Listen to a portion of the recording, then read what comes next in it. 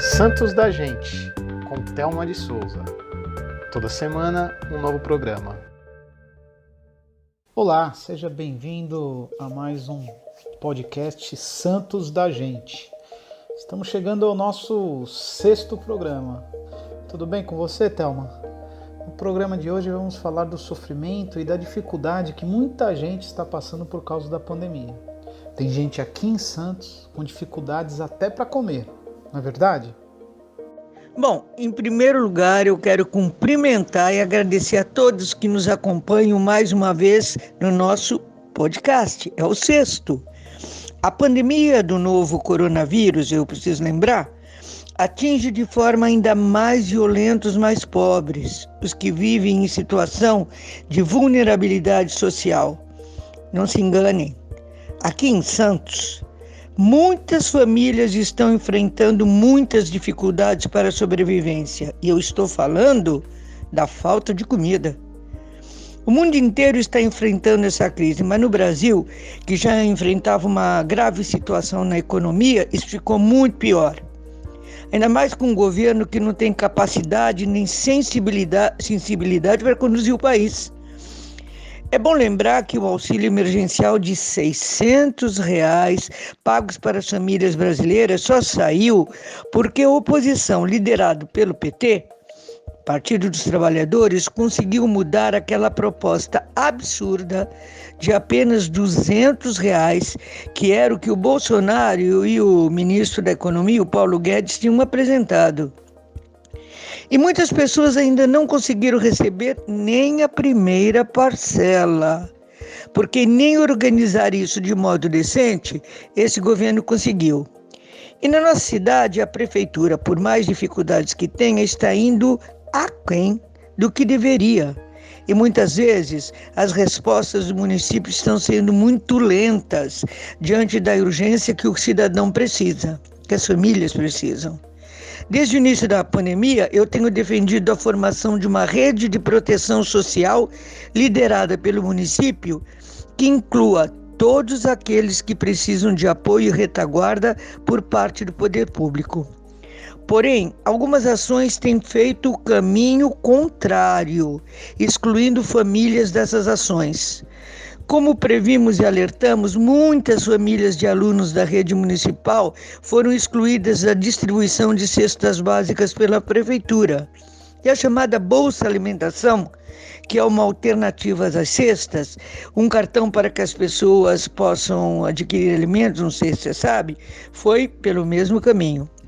Os critérios estabelecidos pela administração deixaram muita gente que precisa de fora. E elas continuam com dificuldades enormes para garantir o alimento de suas famílias. Eu vou dar um exemplo desses critérios que estão existindo. Quem não está inscrito no Bolsa Família do governo federal ficou excluído do acesso aos alimentos. E a gente sabe que tem muitas pessoas que não estão incluídas no programa e que agora, por conta dessa crise, precisam de ajuda. Quer dizer, não está nem no Bolsa Família, nem no cadastro atual da Prefeitura. Aliás, eu apresentei uma série de emendas ao projeto do Executivo que criou esse programa e eu pretendia justamente corrigir essas distorções. Apesar de todos os alertas que eu fiz, minhas propostas foram rejeitadas pela base do governo na Câmara Municipal. E sabe qual foi o argumento deles? Que deveríamos confiar na palavra da administração de que ninguém ficaria sem comida. Mas como eu previ, quem não foi incluído na lei não tem como receber esse benefício. Lamentável. A população em situação de rua, que é extremamente vulnerável, só nos últimos 20 dias teve um novo espaço para abrigo com a estrutura necessária disponibilizado pela Prefeitura. Pois é, mas nós tivemos que entrar na Justiça para que isso fosse feito. Uma das grandes lutas que travamos desde o início da pandemia foi para garantir um atendimento correto, digno, humanizado para a população em situação de rua. E nós levamos 2 meses nessa luta. A falta de abrigo adequado e até de equipamentos de proteção individual, os chamados EPIs, para essas pessoas e para os funcionários, acabou nos obrigando a denunciar a situação ao Ministério Público, que instaurou um inquérito contra a Prefeitura. Aí a Prefeitura começou a se mexer, inaugurou um novo abrigo na Rua Conselheiro Saraiva, na Vila Nova, mas sem setor de abrigos e de pessoas contaminadas pelo coronavírus. E eu pergunto, precisava ter de acionar a justiça? Falta sensibilidade, puxa vida, e velocidade na atuação do governo. E justamente para falar sobre essa situação da população em situação de rua, vamos ouvir a professora Luciana Surjos, do Departamento de Saúde Coletiva e Políticas Públicas da Unifesp, que é a presidente do COMAD, o Conselho Municipal de Álcool e Drogas de Santos. Nos trazer um enorme desafio, né? E muitas inseguranças, muitas dúvidas, muito impacto na mudança de atitudes, de comportamento, enfim, para a contenção da própria disseminação, da contaminação, do contágio, ela acaba por evidenciar e agravar condições que já são pré-existentes, né? Condições de desigualdade social e da precariedade, né? Tanto da vida de muitas pessoas, quanto dos próprios serviços públicos, principalmente em países com situações de grande desigualdade como a nossa.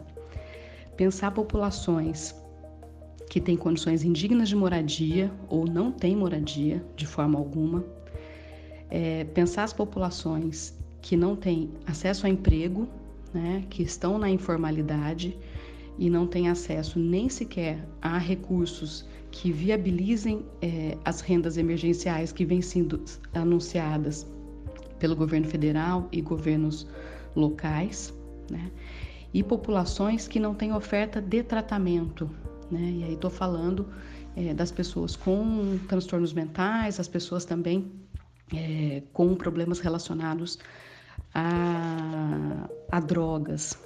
Isso tem feito, essas condições de extrema desigualdade tem feito com que no Brasil a gente tenha um número de mortes, diferentemente de outros países, menor em pessoas idosas e maior em pessoas pobres.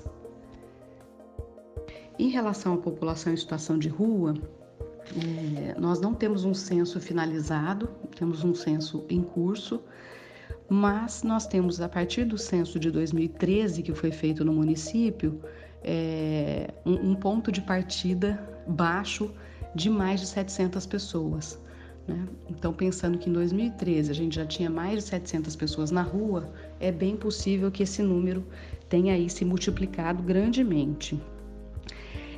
Vários municípios têm tomado medidas bastante simples que têm sido efetivas, né, do ponto de vista emergencial da pandemia, mas também do ponto de vista estrutural, né, estruturante, que pode aí incidir sobre esses contextos de desigualdade para essa população em extrema vulnerabilidade, né, e que infelizmente a gente não tem visto em Santos, né? Apesar de já ver algumas dessas soluções em cidades da própria região da Baixada Santista, né? Então, estou dizendo de inclusão da população em situação de rua no calendário de vacinação, a disposição de equipamentos para acesso à água e sabão, né?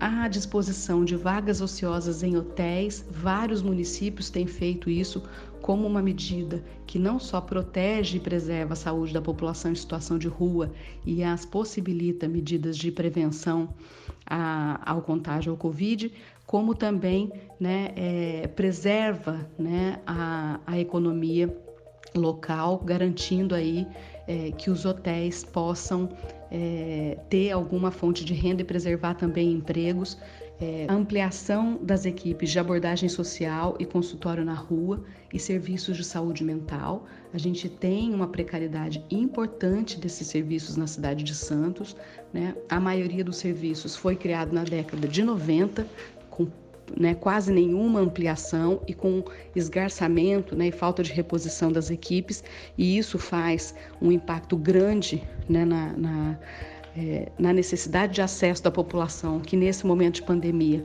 amplia, né? A mudança imediata do CAPS de álcool e outras drogas, com o seu funcionamento garantido para 24 horas, algo que era previsto para junho, né, anunciado na mídia, na grande mídia pelo secretário de Saúde. O CAPS-AD continua funcionando em espaço precário, que fica mais precário ainda no contexto de pandemia. Vereadora Thelma. É preciso que a cidade haja com rapidez e ouça mais a população, os movimentos populares, e a Câmara Municipal também precisa fazer isso. Fechar os olhos para o problema não resolve. É preciso melhorar as políticas de proteção social, que junto com a saúde precisam ser prioridades para enfrentar essa crise que provavelmente ficará ainda mais grave porque está muito longe do fim. A queda na renda e o desemprego vão continuar afetando muitos santistas. O município tem que olhar e, mais do que isso, abraçar com fervor e amor cada uma dessas pessoas. O programa de hoje foi muito bom, mas já acabou. A gente te espera na semana que vem em mais um programa Santos da Gente. Até lá! Você ouviu o podcast Santos da Gente.